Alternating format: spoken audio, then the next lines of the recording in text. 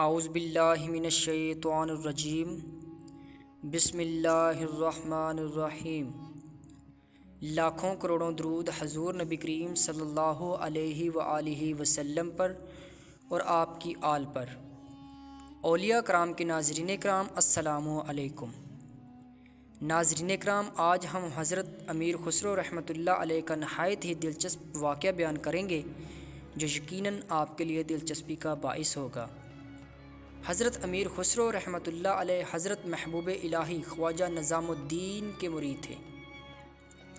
ایک بار حضرت محبوب الہی نے فرمایا کہ اے خسرو، ہر جمعرات کے دن حضرت بو علی قلندر کے ہاں محفل ہوتی ہے، آپ اس محفل میں شرکت کیا کیجیے۔ پیر و مرشد کا حکم تھا، حضرت امیر خسرو نے جانا شروع کر دیا۔ ایک جمعرات کی محفل میں حضرت بو علی قلندر نے فرمایا، اے خسرو، ہم نے کبھی اللہ کے نبی کی کچہری میں تمہارے شیخ محبوب الہی کو نہیں دیکھا۔ یہ بات سن کر حضرت امیر خسرو بہت پریشان ہو گئے۔ آپ کو اپنے شیخ سے بے حد محبت تھی، اور جیسا کہ ہر مرید کو اپنے شیخ پر بے حد مان ہوتا ہے، امیر خسرو کو بھی تھا۔ آپ کافی پریشان رہنے لگے۔ ایک دن حضرت محبوب الہی نے فرمایا، اے خسرو، پریشان دکھتے ہو۔ عرض کی، نہیں سیدی، ایسی کوئی بات نہیں، مگر شیخ نے مرید کے بے چین دل کا حال جان لیا تھا۔ پھر پوچھنے پر امیر خسرو نے سارا ماجرا بتا دیا، تو اس پر حضرت محبوب الہی نے فرمایا کہ اگلی بار جب حضرت بو علی قلندر ایسا کچھ فرمائیں تو ان سے عرض کرنا کہ آپ مجھے اللہ کے نبی علیہ السلام کی کچہری میں پہنچا دیں، اپنے شیخ کو میں خود ہی تلاش کر لوں گا۔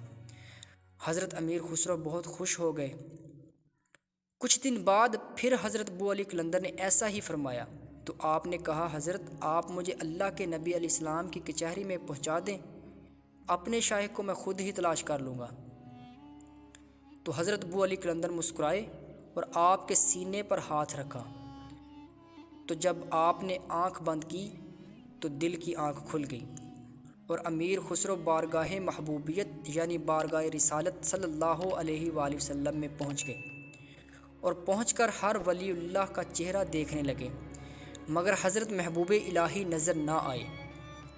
اتنے میں اللہ کے حبیب علیہ السلام نے فرمایا، اے خسرو، کس کو تلاش کرتے ہو؟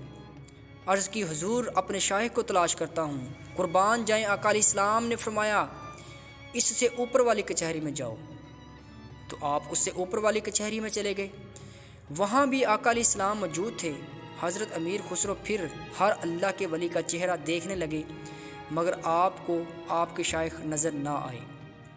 پھر اللہ کے حبیب نے فرمایا، خسرو، کسے تلاش کرتے ہو؟ عرض کی، حضور، اپنے شیخ کو تلاش کرتا ہوں۔ فرمایا، اس سے اوپر والی کچہری میں جاؤ۔ اس طرح کرتے کرتے امیر خسرو 7ویں کچہری، جو کہ آخری کچہری تھی، وہاں تک پہنچ گئے اور ہر ولی کا چہرہ دیکھنے لگے۔ ہر منزل کے ساتھ ساتھ انتے دل کی تڑپ بڑھتی جا رہی تھی۔ وہاں بھی آقا علیہ السلام موجود تھے، اور آپ کے بالکل قریب ایک بزرگ تھے، اور ان کے بالکل پیچھے ایک اور بزرگ تھے۔ آقا علیہ السلام نے ان سے فرمایا کہ کبھی پیچھے بھی دیکھ لیا کیجئے۔ تو جیسے ہی انہوں نے پیچھے دیکھا تو وہ حضرت محبوب الہی تھے، اور ان کے بالکل آگے جو بزرگ تھے، جب انہوں نے پیچھے دیکھا تو وہ کوئی اور نہیں بلکہ ولیوں کے سردار حضور غوث پاک تھے۔